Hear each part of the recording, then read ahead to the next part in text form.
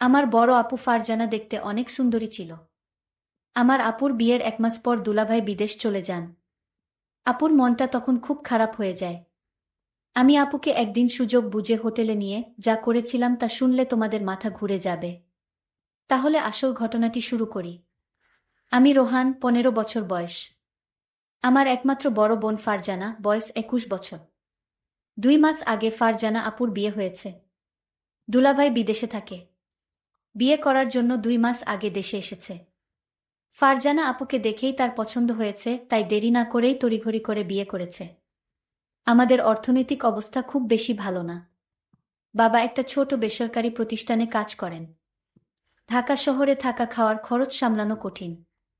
তাই দুলাভাই এর মতো একটা ভালো ছেলেকে পেয়ে বাবা আর মা কোনো দেরি করতে চায়নি।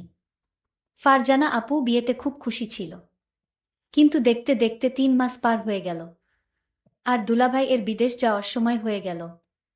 বিয়ের 2 মাসের মধ্যেই স্বামী বিদেশে চলে যাবে, তাই ফারজানা আপু ভীষণভাবে ভেঙে পড়ল।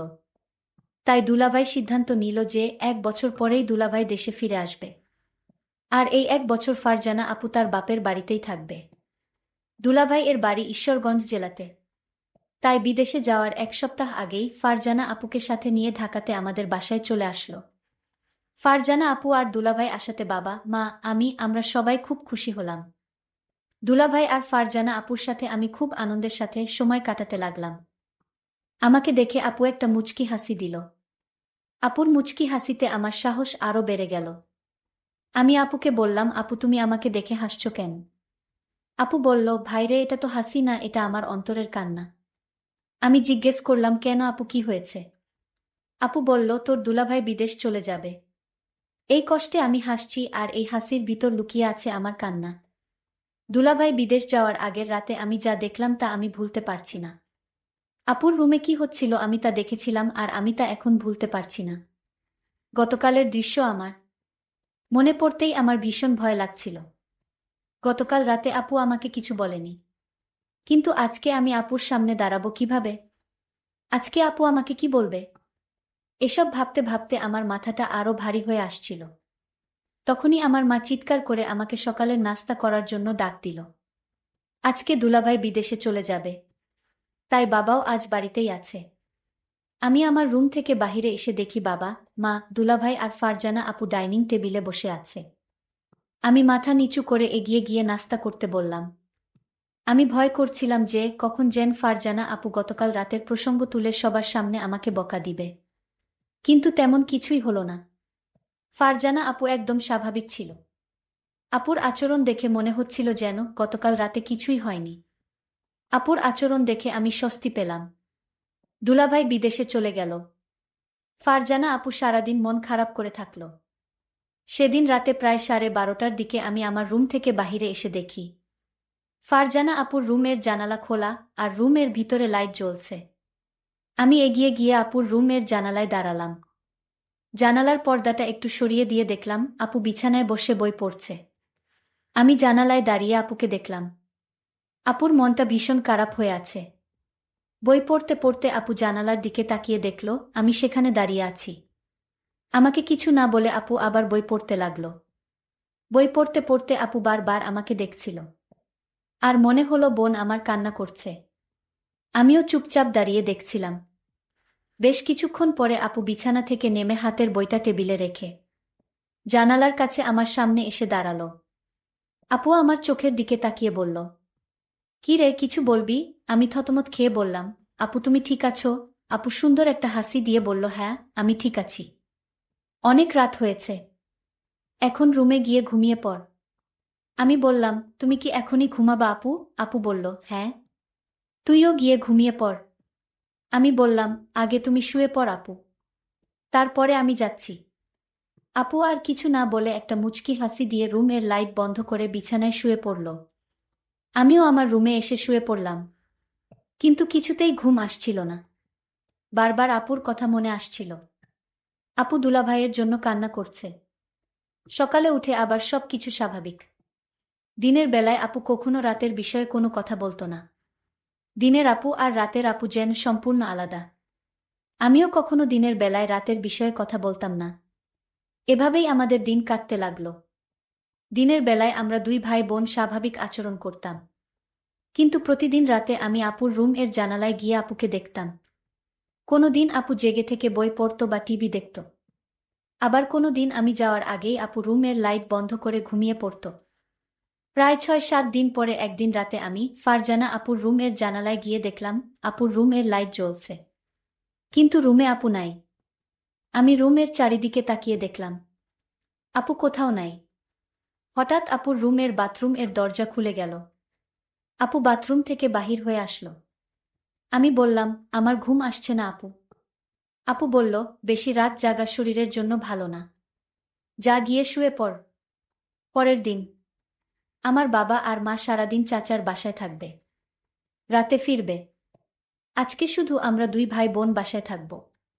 তখনই ফারজানা আপু আমার রুমে এসে বলল, কি করছিস রোহান? আমি বললাম, কিছু না আপু, এমনি বসে আছি। আপু বলল, আজকে কি তোর কোনো কাজ আছে? আমি বললাম, না আপু, আমার কোনো কাজ নাই। আজকে সারাদিন আমি তোমার সাথে গল্প করব ভেবেছিলাম, যদি তুমি ব্যস্ত না থাকো। আপু বলল, ও আচ্ছা, তাহলে তুই গোসল করে ফ্রেশ হয়ে আমার রুমে আয়। আমি বললাম, ঠিক আছে আপু, আমি গোসল করে তোমার রুমে আসছি। আপু চলে যেতেই আমি তাড়াতাড়ি গোসল করে আপুর রুমে গেলাম। আপুর রুমের দরজা খোলা ছিল। আমি আপুর রুমের ভিতরে ঢুকে দেখলাম আপু রুমে নাই। খেয়াল করলাম আপু নেই। আমি পাশের রুমে চলে গেলাম, সেখানেও আপু নাই। তাহলে আপু কোথায় গেল? আমার ভীষণ চিন্তা হচ্ছে। হঠাৎ লক্ষ্য করলাম আমার রুম আপুর গলার আওয়াজ আসছে, মনে হচ্ছে চিৎকার করছে। আমি অবাক হয়ে গেলাম, কিসের চিৎকার আসছে আমার রুম থেকে। আমি আমার রুমে যেতেই দেখলাম রুম ভিতর থেকে লক করা। আমি জানালার পাশে গেলাম, গিয়ে দেখলাম সেখানেও জানালা লক করা। আমার মন চাচ্ছে জানালা ভেঙে ঘরে ঢুকে পড়ি। কি হচ্ছে রুমে? আমার বোন এমন চিৎকার করছে কেন? আমি কোনো উপায় না পেয়ে দরজাটা ভাঙার চেষ্টা করলাম, কিন্তু দরজা কিছুতেই ভাঙতে পারছি না। অনেক চেষ্টার পর দরজাটা ভেঙে ফেললাম। দরজা ভেঙে রুমে ঢুকার সাথে সাথে যা দেখলাম তা দেখে আমার মাথা ঘুরে গেল। একটি ছেলে রুম থেকে জানালা দিয়ে পালিয়ে গেল। তাদের অনেক বুদ্ধি। আমি দেখলাম জানালা দিয়ে যেন পালাতে পারে সেই জন্য আগে থেকেই প্রস্তুত করে রেখেছে। আমি আপুকে জিজ্ঞেস করলাম, আপু তোমার রুমে কে ছিল? আপু বলল, সেই জবাব কি তোকে দিতে হবে? আমি বললাম, আপু তুমি আমাকে ছোটবেলা থেকে অনেক স্নেহ করো, আর আমি যখন যা বলছি তাই করেছ। আপু তুমি আমার সাথে লুকিও না, এই ঘরে আর কে ছিল? বলো আপু, আমি জানতে চাই জানালা দিয়ে কে পালালো। আমার বোন কোনো উত্তর না দিয়ে আমাকে বলল, শোন, তুই আমার কাছে আজ যা চাবি তাই পাবি, কিন্তু তুই আমাকে অন্য প্রশ্ন করিস না। আমি ভাবলাম আপু কি বলতে চায়। আমি যা চাইবো তাই পাবো। আমি আপুকে বললাম, আপু ঠিক আছে, আমি তোমার কাছে একটা জিনিস চাইবো, তুমি কি দিবে? আপু বলল, বলেই দেখ না আমি দেই কিনা। আপুকে কথাটা বলতে আমার খুব ভয় হচ্ছিল। আমি আমতা আমতা করে বললাম, আপু আমি তোমারে নিয়ে দূরে কোথাও ঘুরতে যাব। আমি বাড়িতে তোমাকে আমার মনের কথাটা বলতে পারবো না। দূরে গেলে বলতে পারবো। আপু বলল, কতটা দূরে যেতে হবে? আমি আপুকে বললাম, কক্সবাজার গেলেই হবে। আমি মনে মনে চিন্তা করলাম, আমার ভাইটা আমার কাছে কি এমন চাইবে যে কথাটা বাড়িতে বলতে ভয় পাচ্ছে। আমি ছোট ভাইয়ের কথায় রাজি হয়ে গেলাম। আমি তোর সাথে ঘুরতে যাব। আমিও জানতে চাই আমার ছোট ভাইয়ের মতলবটা কি। হঠাৎ ছোট ভাই আমাকে ডাক দিয়ে বলল, আপু আমি যে কথাটা তোমায় বলবো আর আমি তোমার কাছে যা চাইবো তা কাউকে বলতে পারবে না। বিষয়টা গোপন রাখতে হবে। প্রমিস কাউকে বলবো না। তাহলে এখনই বলে ফেল, কি বলবি? আমার কাছে কি চাস? আপু আমি আগেই বলেছি আমি বাড়িতে বলতে পারবো না। তোমাকে কক্সবাজার নিয়ে তারপর বলবো। ঠিক আছে আমার লক্ষ্মী ভাই, তাহলে চল আজই আমরা কক্সবাজার চলে যাই। আপুর কথা শুনে আমার খুব আনন্দ লাগছে, আবার অনেক ভয় লাগছে। তাহলে চলো কালই আমরা কক্সবাজার চলে যাই। পরের দিন সকালে আমি আর আমার আপুকে নিয়ে কক্সবাজার রওনা দিলাম। আমরা সকল ৮টায় বাড়ি থেকে কক্সবাজারের উদ্দেশ্য নিয়ে রওনা দিলাম। আমরা প্রায় রাত ৮টায় কক্সবাজার গিয়ে পৌঁছলাম।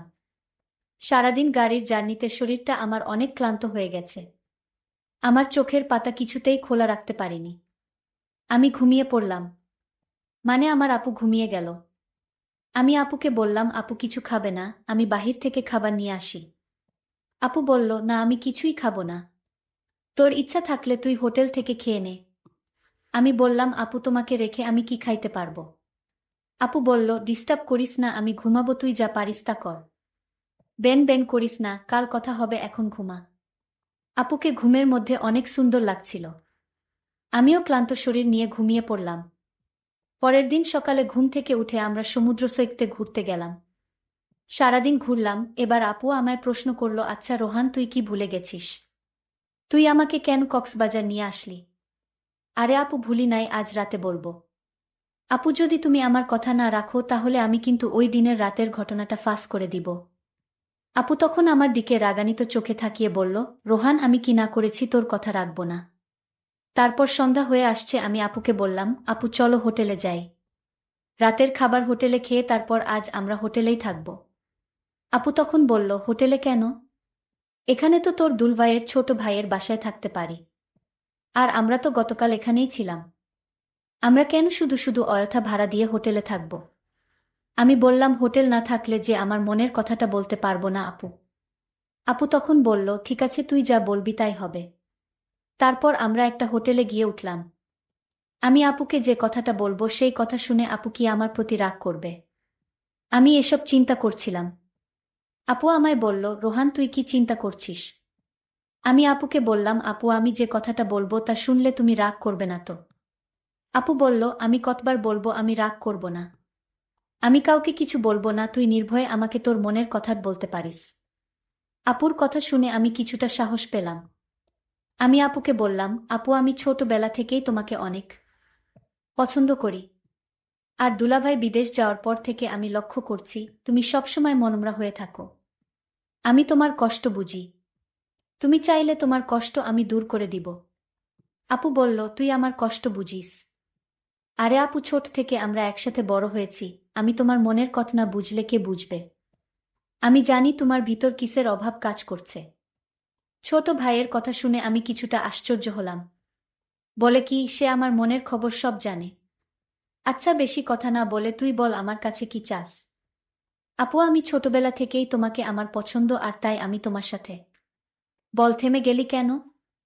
আমার সাথে কি? আপু আসলে আমার বলতে খুব ভয় লাগছে।